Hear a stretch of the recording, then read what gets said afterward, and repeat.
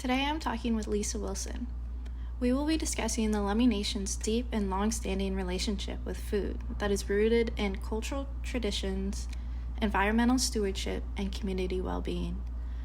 As a Coast Salish people, the Lummi have relied on the Salish Sea for generations, particularly for salmon, shellfish, and other marine resources that are central to their way of life. Their food practices are not just about mere nutrients, but also about maintaining sovereignty, culture, and ceremonies, and protecting the land and waters that sustain them. Lisa Wilson is an elected member of the Lummi Indian Business Council and serves as the vice chair of the Northwest Indian Fisheries Commission. She also co-chairs the Natural Resources Committee for the Affiliated Tribes of Northwest Indians and previously worked as the Endangered Species Act manager for Lummi Natural Resources. The USD quotes, "Food sovereignty is the ability of communities to determine the quantity and quality of the food that they consume by controlling how their food is produced and distributed." What does food sovereignty mean to you? Does this definition fully encapsulate what it means for a nation to be food sovereign? A lot of our food sovereignty is geared around our salmon and our shellfish and like our deer and elk and those sort of traditional foods that we've always been able to rely on, even though, in today's world, we are losing a lot of access to that.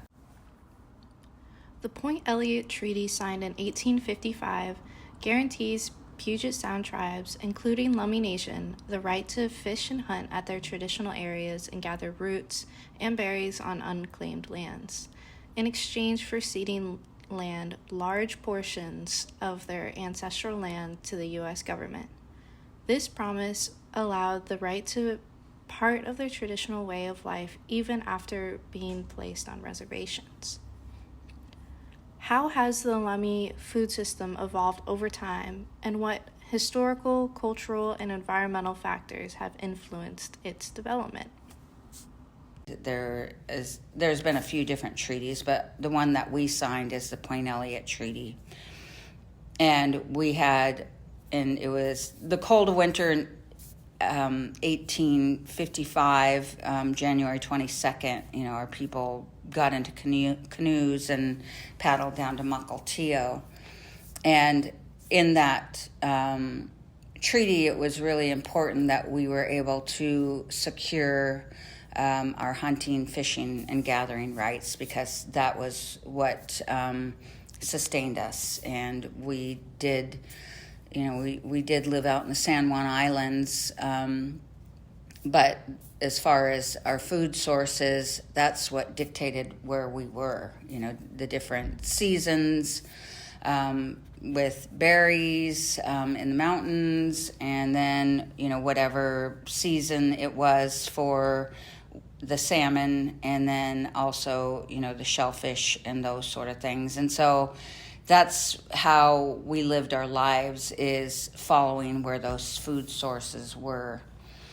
But since we signed the treaty, and then all of the many years of people moving in, and it's kind of pushed us out in a lot of ways. And so we've really had to make sure that, we fought to keep what was promised to us. And so that's one of the big things, is that, it was been stated that salmon is as important as the air that we breathe, and another saying is, when the tide is out, the table is set. And so it's like we always had that to depend on, is, we were taken care of that way, as far as, like our food sources. But it's not only just our food, it's also our ceremony. And that's one thing I think that a lot of people in the outside world don't understand, that it's not just food sovereignty, it's our ceremonies. That if we have our salmon, we have the first salmon ceremony where we celebrate the salmon, but we also have like our funerals, like every funeral we have salmon, and that's part of, you know, the sacredness of honoring our people that have passed away. And then we also have our Stamish every year, where we have our celebration of honoring our veterans, and we always make sure that we have salmon and crab plates and those sort of things. And so it kind of goes hand in hand of feeling, I guess, feeding our soul, but also, nourishing our body. Burrell, Shaked, and Buddha quote, "The traditional definition of food security encompasses 4 well-known pillars: availability, access, utilization, and stability. How do the 4 pillars apply to tribal treaty rights, and to what extent are these needs met in contemporary tribal communities?" For us. Thank you. And so, like throughout history, and like I said, there was a lot of abundance. Therefore, you know, and with the seasons where we did actually, you know, like migrate to where our food sources were. You know, there was a lot of availability and access, and the utilization, like I said, you know, we definitely, put them away, to eat, but then, also, for our ceremonies. And it was definitely a lot stable back then. But today, all 4 of those things, the availability depends on the run sizes. Right now we're in what's called the North of Falcon process for our salmon. And so the availability is there if there's abundance. Otherwise, there's not. And unfortunately, with everything that's kind of like through habitat degradation, through pollution, low waters, quality of water, that definitely is something that has compromised the availability, and so therefore created this Endangered Species Act, and therefore the availability is only there if we can prove through scientific methods that we have enough to be able to fish on. And so therefore, if you don't have those stocks, and you can't fish, then there goes the access to that. But when we are able to harvest, we make sure we take every opportunity to put our food in cold storage, our salmon, so that we do have it available upon funerals or events or ceremonies and those sort of things. And it's definitely we utilize everything that we can from that, and so it is not a stable thing, because years ago our people were fishing pretty much throughout the year, 7 days a week, and now we're down to days and sometimes even just hours, a 4-hour opening on a shrimp fishery or something like that. And so because of like I said, everything that's happened has created that scarcity. That's the barriers, is we can't hunt because we have development and places we used to hunt. Now there's houses and those sort of things. So that's taken away our traditional territories, therefore creates the barrier that we don't have as many places that we can go to hunt anymore.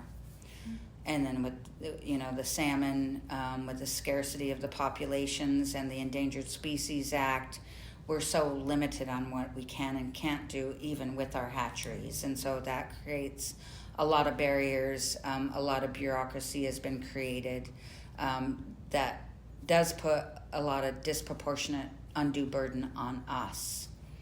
For our hatcheries, we have to get these permits. They're called, the acronym is NPDES, where it puts us in such a box that we're really limited. And when because the temperatures in our rivers are rising and they're literally cooking our fish, when they go into our hatcheries, they're called TMDL levels. They're already heated and therefore considered like polluted. And once they go to our hatcheries and when the water's discharged, we are dinged for that. We're on the hook, even though it was already polluted when it came in. But then we have the timber industry that continue to do what they're doing, cutting down trees and creating silt into our rivers. And the farmers are still able to pollute our rivers, with the fecal coliform that closes our shellfish beds where we can't exercise our treaty rights. But God forbid we produce a salmon for our people. The Lummi Nation Salmon Enhancement Program shares that salmon play an important role in the lives of the Lummi people. Ceremonial practices, sustenance, and economic well-being of tribal members are major factors to promote and protect salmon populations in the area of the Lummi Nation. What is the historical and ongoing significance of salmon to the Lummi Nation, and how have the changes in salmon populations impacted your community's way of life? That's, I guess, because I know a lot of kind of food sovereignty, that word, or just like traditional ecological knowledge. A lot of that is kind of thrown out there these days, and it's just like, well, what does that really mean to you? And so the sovereignty is to be able to control, how we want to live our lives, and salmon is definitely a big piece to that. And so I'm just trying to, see about as far as, your question is concerned, but I guess that is, our values is our ceremony. And so, making decisions, and, talking about the food security, one of the things that we mainly focus on is our hatcheries. And that is literally controlling our food sovereignty.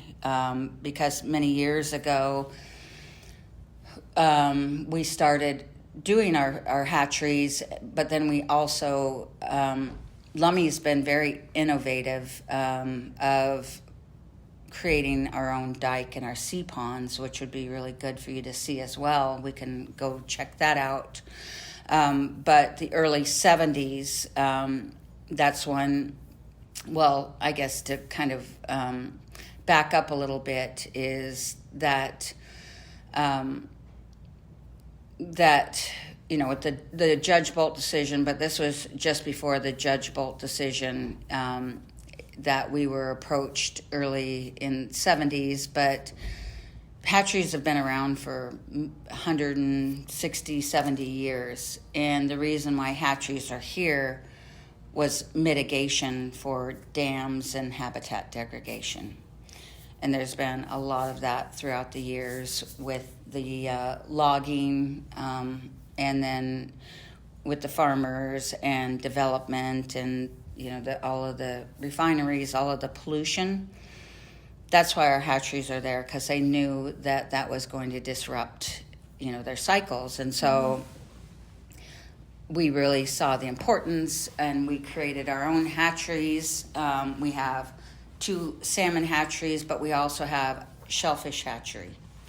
And Lummi was the first tribe back in the 70s, and I can show you my film that has a piece of our former chairman, Sam Keggy, and he was on the Dick Cavett show, which was a really big kind of like a late night kind of like show where they have guests and stuff like that. And so famous actor Marlon Brando, he brought a bunch of tribes to get attention to different tribal issues in the early 70s. And it explained how we had a professor from Western named Wally Heath, and his background was farming in the Pacific, out in the Pacific, like with the Hawaiians. They have like the shellfish farm, their own shellfish beds that they created. And so right before then, there was this magnesium oxide company that wanted to like come in here, and they would have polluted us really bad. But when Wally Heath came and kind of pitched his idea to our chairman, it was really innovative at the time. This was, going on, over 55 years ago. And so we got a huge grant, and we built our sea ponds out there. And it was a big deal. It was the most money that they had given a tribe. Trusted them to, as far as being able to do their own kind of operations like hatcheries. And so we started the shellfish hatchery. It was, like I said, Marlon Brando was around at that time. And then, I don't know, Shirley Temple Black, she was like a child star, way back when. She actually came out because it was this huge deal to look to, check out what we were doing. And so we've always kind of been on the lead of those sort of things, and so we had these hatcheries, but in the late 80s, and we did have an abundance back then, but then they cut the production, and the state cut the production, didn't let the tribes know, and so then all of a sudden we have the shortage of our salmon. And now we know that our whales, our killer whales, southern resident killer whales, are in trouble, and it is the scarcity of our salmon, and we do think that it does actually apply to why that they cut the production back then.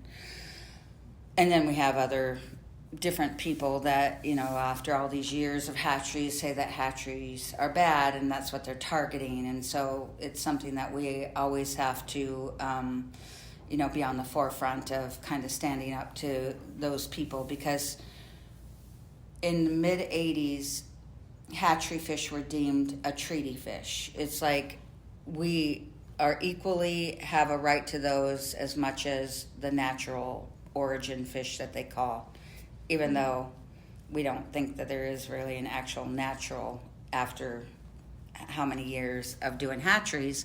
But the crazy thing is like when you have a hatchery, fish, and they spawn, that their next genome or generation becomes a natural. So it's kind of, that's why I didn't mean to get into the weeds of this, but it's just interesting of how, so we've really ramped up our efforts because we saw that we were just kind of like riding our harvest down to zero.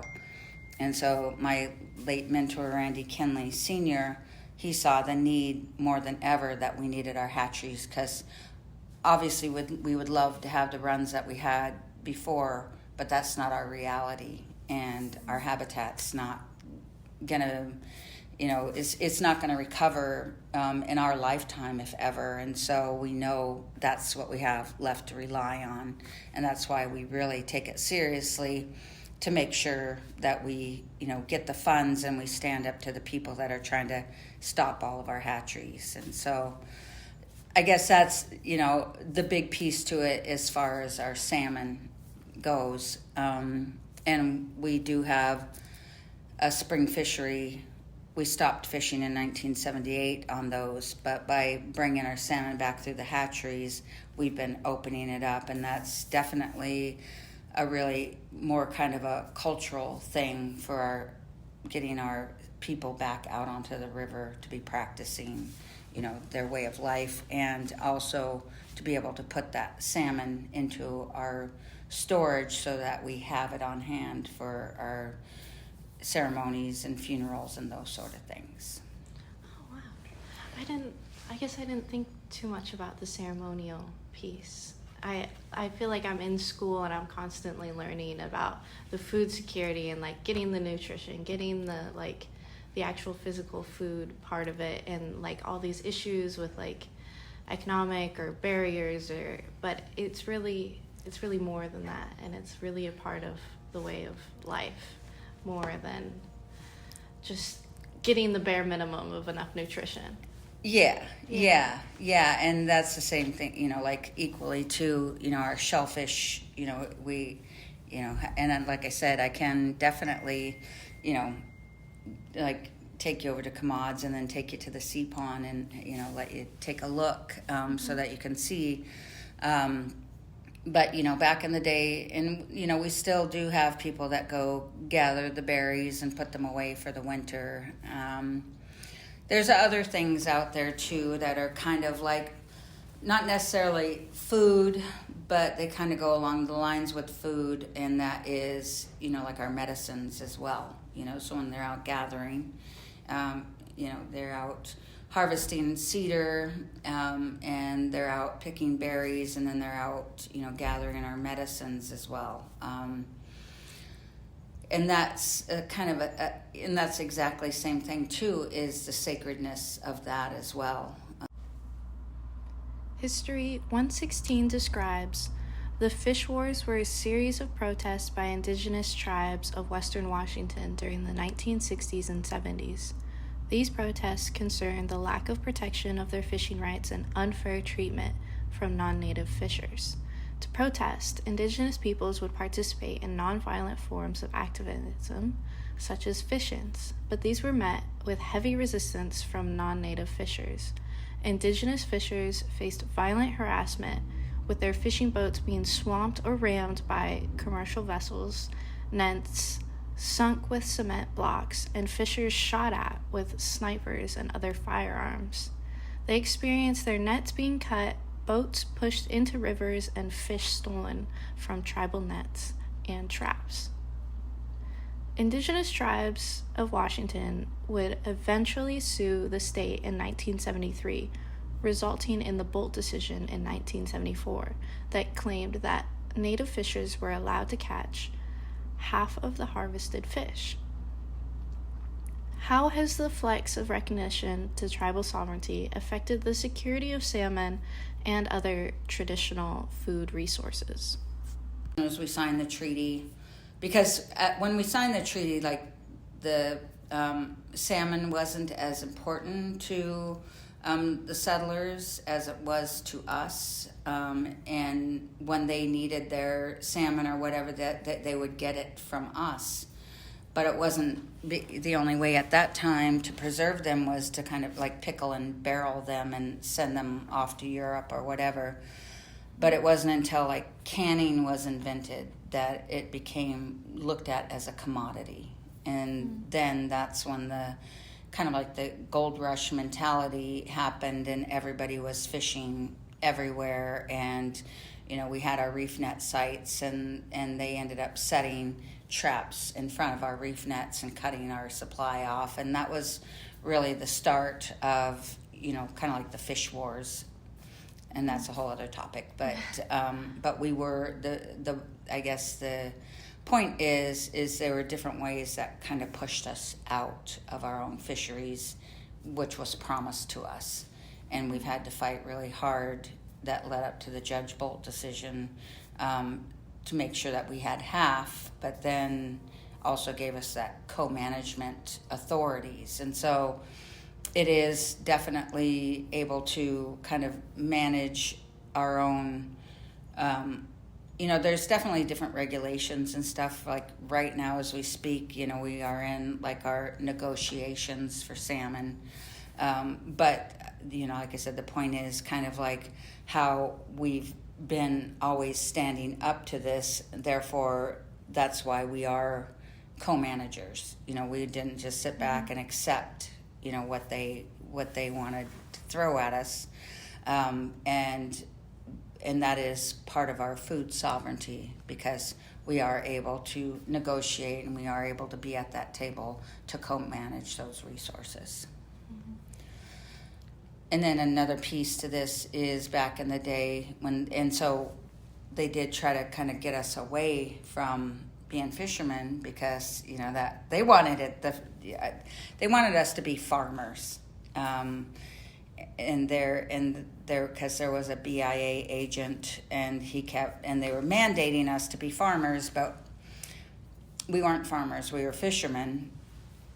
but there has been like historical out here, like planting of like potatoes and different things like that. But, you know, kind of, I guess,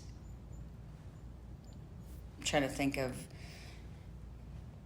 you know, I guess the decisions that we make are definitely a big piece to this in different fisheries negotiations of, you know, do we really push to be here, or do we kind of, you know, negotiate different areas and those kinds of things. So I guess that would be part of the decision making is,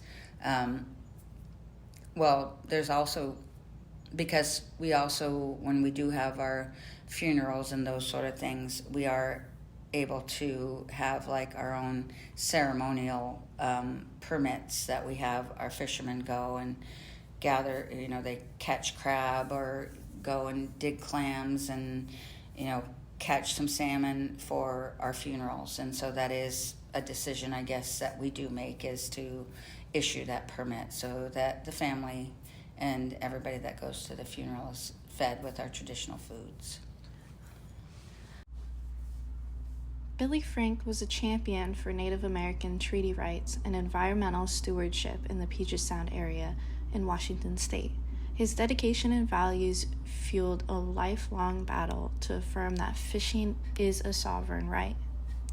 The Committee on Natural Resources, to whom referred a bill, H.R. 2270, to redesignate the Nisqually National Wild Refuge, located in the state of Washington, as the Billy Frank Jr. Nisqually National Wildlife Refuge. In their bill, they described Billy as, Frank grew up fishing on the Nisqually River and successfully brought together tribes, government officials, and others to improve treaty rights, tribal sovereignty, environmental stewardship, and salmon recovery in the area. He campaigned against limits on tribal fishing, and his efforts led to a 1974 federal Bolt decision which reaffirmed federally recognized tribes' rights to half of the fish harvest in Washington. Billy Frank Jr. was a powerful leader whose values were reflected in his lifelong dedication to protecting salmon for his community and future generations. His efforts, along with those of many other Native stewards of the land and water, have been essential in preserving a way of life deeply connected to the environment. Their work continues to uphold the traditions, rights, and sustainability of Native communities. How are Lummi's values used to make decisions and form goals surrounding food sovereignty and security? How do these show throughout the community? Today's day and age, we have a scarcity and we don't have the abundance that we used to have, which was a luxury. And we do come from, you know, the potlatch mentality of, you know, it's not what you have, it's what you give away. And so, you know, before, and I, you know, I do also come from a band in Canada, and I think they still practice this more than they do down here, is, you know, they have boats that they send out for the people in the village, where they bring in a boatload of salmon, and it's like, you know, each family is, you know, allotted a certain amount. And so it's a huge day in those communities where, you know, they know the boat's coming in, and they go down and they collect their fish, and then everybody goes up to their houses, and it's just the whole village is alive with everybody filleting fish and putting them away. And we also do that, you know, like the sad piece is we used to have a sockeye season every year. But now it's like one in every 4 to 5 years. And that's how bad it is. So that when we do get that sockeye season, the whole community is alive, and they're fixing their nets. You see people out mending their nets. You see people like having their boats, driving them here and there, you know, on the trailer. And it's just like the community comes alive. And now we have Facebook, and so you see people like taking pictures of, you know, their salmon, whether they're putting them in the freezer, whether they're canning them, which is a huge deal to us as canning our salmon. And so, that is, and that's why, like I said, it's not just a food source, it feeds our spirit, and there is that saying, when we do have seafood, people will say, oh, I fed my Indian, or, my spirit is fed, because like I said, it is more than just nourishing our bodies, but it is knowing, I think the piece to this is knowing that, this is what our ancestors fought for. And that's why it's our obligation to be fighting for it today, so that we can hand that off to, your generation. And I think that is our duty when we come into this world, that we are, living up to the, our sacred obligation to our ancestors, so that we can pass that down. Because, I know that Billy Frank Jr. Day is coming up on Monday, and I'm actually doing a Billy Frank Jr. talk this afternoon at our Lummi Nation school. But, we have those days to honor and remember those people that fought for us. But Billy said many years ago that we're at a crossroads, because, with everything that's happening right now, it could be on our watch that the salmon could go extinct, and that's not acceptable. And so we are like, and it's not a job to us, it's who we are. So, we don't have, people rarely retire, in our natural resources. We still have Merle, and Leroy's going to be 80 this year, and it's just like they are still working. And because, and you see that around the table, the state people, they retire, but, we still have our people that are still at the table, and we have GI, who is my mentor now, who has been my mentor for 8 years now. And he's 76 years old, and he's still going strong, because this is exactly, who he is as well. And so, yeah. Rosenblum quotes, "While national food security programs are in place to help Americans access safe, nutritious, and enjoyable foods, there's a gap. The nutritious part often gets left behind, since programs may focus on providing an appropriate amount of food or calories rather than ensuring the food is nutrient dense. Given the history of federal commodity food boxes, including high calorie and high fat foods, why is it important to put traditional foods in the present day commodity boxes provided by the tribe? And how does that reflect sovereignty and security within the community?" Talk a little bit about the commodity foods, because, I grew up on commodity foods, and I think people identify with commodity foods, even though it was kind of like, it's a double-edged sword, because it was kind of like, well, here, we're going to just throw this at you, and you're going to have to accept whatever we give you, so grew up on powdered milk, even though I hated it, or powdered eggs, and, those sort of things, where you kind of feel, well, even growing up, getting, food from the food bank, and I joke around when we have day-old donuts or those kinds of things around here. I said, this just reminds me of growing up and getting these from the food bank, but, like I said, the double-edged sword to that is you feel almost like a second-class citizen, because you don't qualify to get the fresh donuts.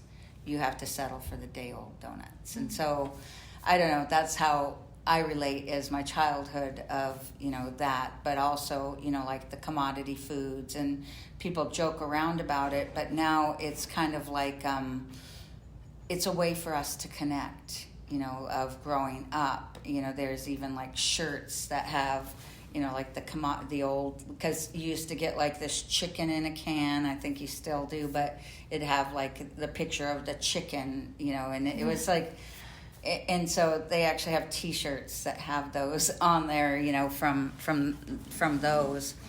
But when I was thinking about commodity foods, because they just, they give you like this lard and those kinds of things. Mm-hmm. Well, lard and flour. Well, where does, like our famous fry bread come from? Lard and flour. And so fry bread is like one of our, like one of our famous native foods. When you like, everybody can relate to fry bread, and people joke about fry bread or, those kinds of things. And so I really think that, through those commodity food programs, I think it was our people making the best of what they had. And not only making the best of what they had, but for us to kind of be proud about that, because like I said, you mentioned fry bread or Indian tacos, everybody, loves that. And so I really think that, and then of course, like the jams that, we used to make from the berries and those sort of things. And so, yeah, I think that is, kind of turning it into that. But, with the USDA programs and, the rise in diabetes, that, there was a thought of, we used to be healthy when we had our traditional foods. And so, and I don't know kind of like the details of the program of how it kind of became, maybe along with, traditional ecological knowledge and food sovereignty, kind of put the spotlight on getting our own like traditional foods for our people. And so Elaine Lane and Billy's been in this position for a few years.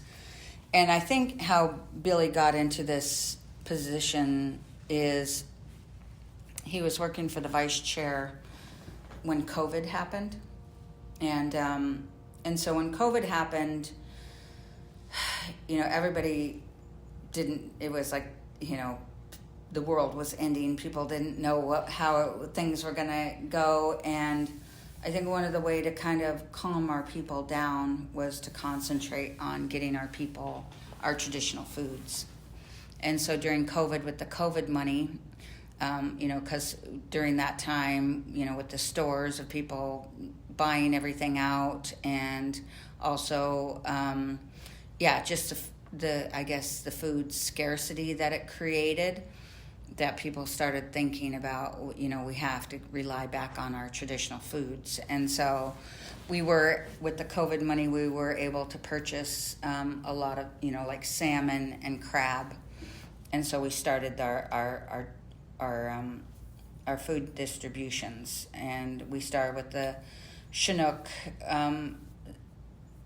fish, and then we had a crab distribution, and then we ended up like doing a big distribution of our salmon that was in our freezer, and then also we bought jars and canning stuff. And so we had this big canning kind of movement.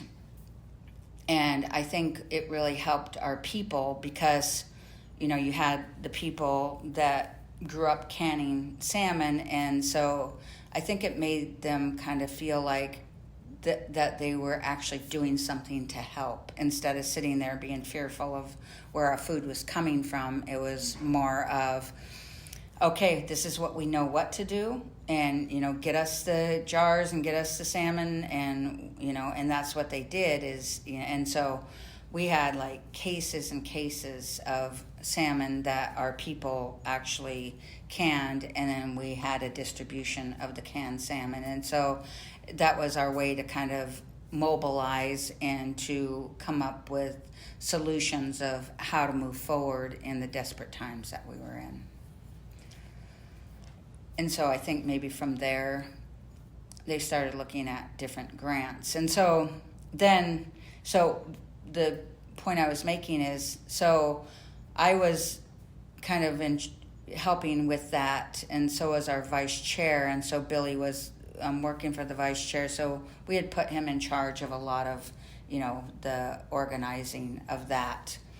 And then, so I think from there, when this food sovereignty came up, it was a good fit for him because of the experience he had with our, distributions in the COVID. And then with the grants, and then with Elaine Lane, so she's really famous. She's like our commods queen. She's been around for a long time. And it isn't even just like the commods these days. It's like our whole department of the commods. Like we have people there. They're like the most, I guess, people are so grateful for the commod squad, because no matter what we're doing, they're always there for the people. They're always there to feed the people. Whether it is, like a death in the family, when we have our gatherings, the commods will come over and, deliver the chairs and tables for the gatherings at our houses. Because when we do lose people, people, that's what they do, is they go visit the family, and then that's when they have meetings to kind of plan the funerals and start getting, the people in order, who the cooks are going to be, who, we already have our set grave diggers and those kinds of things. But our food sovereignty is a really important piece to that, because we have to feed our families in their time of need when they are grieving, but then we also have to prepare for, the funeral and the feeding of the people when they come and gather to honor our people that have moved on. And so, so it is definitely more than just, here you go, here's your food or whatever. And, there's definitely, like, I guess, like in different cultures, there's a movie called Soul Food, and it is like, like different cultures, like have their different foods that they can identify with as who they are as a people. And for us, it's definitely, the salmon and, the berries and the seaweed and all of those kinds of things that sustained us way before, colonization.